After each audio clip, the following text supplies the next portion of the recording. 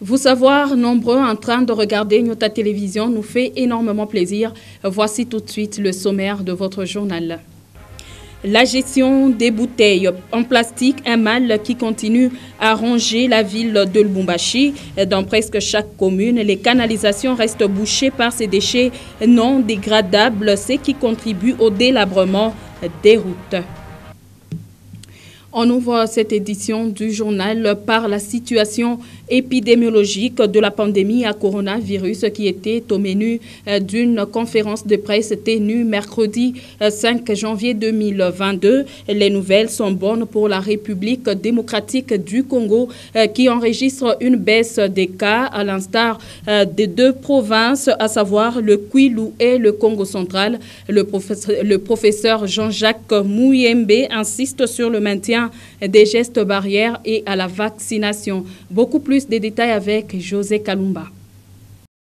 C'est une première rencontre au secrétariat technique de la riposte et médias pour l'année 2022. Au cours de ces échanges, le coordonnateur du secrétariat technique de la riposte a peint le tableau de la situation globale de la pandémie du coronavirus au pays. Le bilan fait état d'une baisse sensible de nombre de cas de contamination sur l'ensemble du territoire national, à l'instar de la province du Kwilu et du Congo central. Le taux de transmission est vraiment effrayant et nous pensons que maintenant le nombre de cas commence, n'est-ce pas, à diminuer, principalement ici à Kinshasa, mais la situation pour le moment reste préoccupante dans certaines provinces, dont le Congo central et maintenant aussi le Kwilu. Omicron étant actuellement dominant à travers le monde, il remplace le variant Delta et se distingue par sa contagiosité. Pour le vaincre, l'épidémiologiste congolais exhorte au renforcement de gestes barrières et à la vaccination pour juguler cette crise. Un masque, les engatés, hygiène des mains, les engatés, et puis vaccination, ton dimango, ton kende, kozo vaccin. Nga kutu na zui vaccin wana 12 000 bali. Mayel nangana mutu izakaka. Papa, maman, ils ont protégé Bino. Plusieurs autres questions en rapport avec la gestion de la pandémie du coronavirus en RDC ont été évoquées, notamment la rémunération de personnel commis à la riposte contre la COVID-19, les tests Covid voyage, pour ne citer que cela. Dans la foulée, le docteur Isabelle Lumbwe Isangou a éclairé la lanterne des uns et des autres sur la gestion de cadavres Covid-19. On ne remet pas les corps à la famille. Le problème, ce n'est pas les corps. Parce que la personne qui décède, lui va plus éternuer. Il est inerte dans un sac mortier qu'on a mis dans un sac, dans un cercueil. Le corps n'est pas un danger. Les dangers, ce sont les vivants, les attroupements que nous refusons. Ça, c'est même l'autorité politique administrative a donné des instructions. Les gens ne peuvent plus se réunir autour d'un corps. Le problème, ce n'est pas les corps. Le problème, ce sont les vivants qui sont là. Dans un autre chapitre, le professeur Jean-Jacques Muyembe Tanfoum s'insurge contre l'utilisation abusive du logo de l'INRB par certains centres de santé particuliers.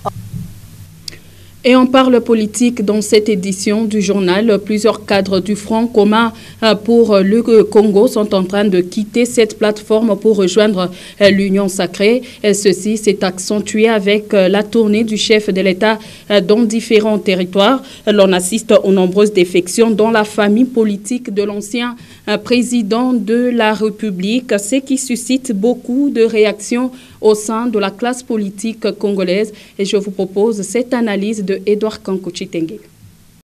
La scène politique congolaise est alimentée par la vague de défections qu'enregistre le Front commun pour le Congo, plateforme de l'ancien président de la République, Joseph Kabila Kabange.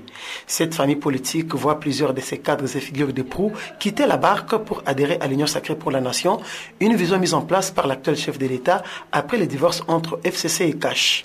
Déjà à la désignation et intérinement des animateurs de la Commission électorale nationale indépendante, le FCC ne parlait pas le même langage. Ceux qui se disent progressistes ont accepté d'avancer et ont même intégré le bureau de la centrale électorale, ce qui a donné naissance à deux courants opposés au sein de cette plateforme avec une même autorité morale. Au moment où l'actuel chef de l'État est en tournée dans le Grand Kasaï, les ténors du FCC lui ont réservé un accueil chaleureux. D'autres ont même annoncé leur adhésion à l'Union sacrée à travers des partis nouvellement créés. Ces nombreuses défections suscitent un questionnement. Qu'est-ce qui motive les ténors du FCC à rejoindre l'Union sacrée? Est-ce la quête du positionnement par rapport au scrutin à venir ou sont-ils tout simplement à la recherche de l'emploi? Dans un cas comme dans l'autre, il va sans dire que le Front commun pour le Congo s'est vide de ses mentors en ces débuts de l'année préélectorale, considérée comme une année de tous les enjeux. Et dans le cadre de l'autoprise en charge, quelques handicapés du quartier Luoshi ont initié un atelier de menuiserie. Les conditions de travail de ces personnes vulnérables laissent à désirer. Sans équipement approprié, ces handicapés physiques font face à beaucoup de difficultés pour subvenir à leurs besoins vitaux. Ben KMB les a visités. Voici donc son reportage. Environ 3 mètres carrés, cette maison sert d'atelier pour les personnes vivant avec handicap au quartier Luoshi. L'endroit n'est pas spacieux et la toiture est sur le point de céder. C'est un risque qui s'aggrave au jour le jour. Ces handicapés œuvrant dans l'enceinte de la paroisse Notre-Dame des Pauvres n'ont que ça comme métier. Au-delà de ces conditions humaines, s'ajoute le manque d'équipement. Le gros du travail est fait à la main. Une tâche pas facile pour ces fabricants de cercueils, selon Salomou Pogno, un menuisier. Mais on a ma difficulté à mingi parce que ma outillage, j'attends un outillage à Muzuri, ça ma machine, je sais que faut que tout moi il est à qualité à bien. Donc ma difficulté tout on a hapa et puis nyumba yenyewe tuko natumikia mo iko na vuya sana parce que mvula ya kwanza ile ilipikaka malata ilitokaka yote. C'est avec beaucoup de difficultés que ces personnes vulnérables cherchent leur pain quotidien. Pour moi, difficulté même. Kama makuta haina mo. Iko difficulté en tant qu'handicap ata bakupokele kuma bukweri kama una na makuta. Une autre difficulté, c'est le manque d'énergie électrique, une situation pénalisante tant pour cet atelier que pour plusieurs autres coins de la commune de la Rouachi. Et comme annoncé au sommaire, Lubumbashi, ville propre, n'est que l'ombre d'elle-même à cause de l'insalubrité. Dans plusieurs coins, les bouteilles en plastique gagnent du terrain.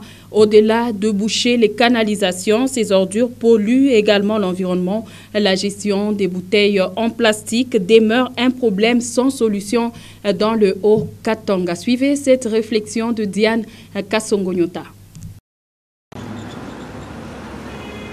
Au premier aperçu, les canalisations sont bouchées. Les eaux de pluie finissent leur course sur la voie. Ce serait là une cause majeure de détérioration de l'avenue Savonnier, une artère principale reliant les communes Rouachi et Kampemba à celle de Lubumbashi. Isaïe Kabea, l'un des usagers, affirme que les difficultés laissent à désirer.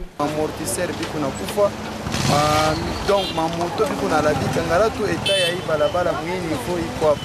Motoka ataka ma moto inaanguka mara moja nani. Inaweza perdre nani équilibre. En dépit de l'unique réhabilitation de cette voie sous le règne de Moïse Katumbi, aucune couche d'asphalte n'a été posée. Aux habitants de ce coin d'ajouter que les autorités compétentes ne penseraient à la réhabilitation qu'en cas d'accident. Ila majimu motoka inaweza kufa tono. Tu sasa tuko kumkini hatuna sasa tuko mwenenya ya Lubumbashi. Inakawia sana. Inakuwa sasa ya kumkini hata kumkini kuonyesha kupia. Tu unaona mavenir ya mingi wanatengeneza hiyo wanahesabu. Comparativement à la chaussée Félix Tshisekedi, l'avenue Savonnier reflète un état misérable et impraticable. Vous avez corrigé avec moi qu'il s'agissait là de l'élément en rapport avec l'avenue Savonnier qui est en état de délabrement très avancé. Comme je le disais, Lubumbashi, ville propre, n'est que l'ombre d'elle-même à cause de l'insalubrité. Dans plusieurs coins, les bouteilles en plastique gagnent du terrain. Au-delà de boucher les canalisations, ces ordures polluent également l'environnement. La gestion des bouteilles en plastique demeure un problème sans solution dans le Haut-Katanga. Autrefois réputée comme l'une des villes propres de la République démocratique. Et on va quitter momentanément la ville de Lubumbashi. Démographiquement parlant, la ville-province de Kinshasa renferme plus de 15 millions d'habitants. 63 ans après l'indépendance, Kinshasa s'est reconstruit presque au quotidien. Regardez. 63 ans après l'indépendance, La capitale ville-province de Kinshasa s'est reconstruite presque au quotidien. Dans tous les sens, les nouveaux bâtiments poussent du sol. Mais avec ses 15 millions d'habitants, la ville connaît beaucoup de problèmes tels que les embouteillages, les difficultés d'approvisionnement en eau potable et en électricité, y compris même l'insalubrité et l'insécurité. Plus d'espace, ces bâtiments sont collés les uns aux autres et montent sérieusement en hauteur. L'atmosphère change. Pour mieux vivre, il faut alors se procurer d'un climatiseur car la chaleur est excessive. La capitale devient petite quant à ces nombres de la population qui ne cesse d'accroître ici dans la ville-province de Kinshasa, où nous voyons la circulation devient quasiment impossible pour les automobilistes, mais seulement une tâche facile pour ceux qui prennent les motocyclistes pour pouvoir se rendre dans le coin différent de la capitale. Vous l'avez sans doute vu dans ces reportages, lequel nous avons été envoyés ici dans la capitale, Jean Kalinga, Gaylor Chamba, pour le compte de Nyota Radio et Télévision. Et on revient pour parler cette fois sport. Le championnat local de l'entente urbaine de football de Lubumbashi s'est poursuivi ce jeudi après-midi. Atari a été battu par Passion Yetu 1-2. Le match s'est joué au stade Kibasa Maliba de la Kenya. Le résumé avec Gentil Montombo. Début de match canon pour Atari dans le premier quart d'heure. En embuscade, Moulele Ngoy, dans une défense complètement à la rue, envoie le ballon au fond de filet. Nous jouons la 9e minute et Atari prend un bel avantage sur son adversaire 1-0.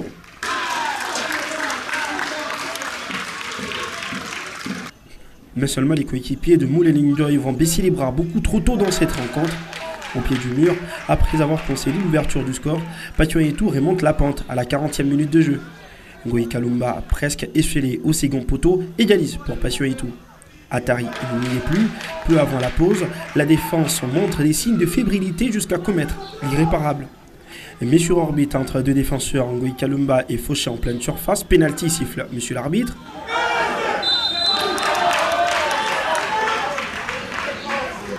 Kalumba se fait justice et il va de son doublé. Plus rien n'arrivera dans ce match. Passion Yetu conserve son avance. 2-1 score final.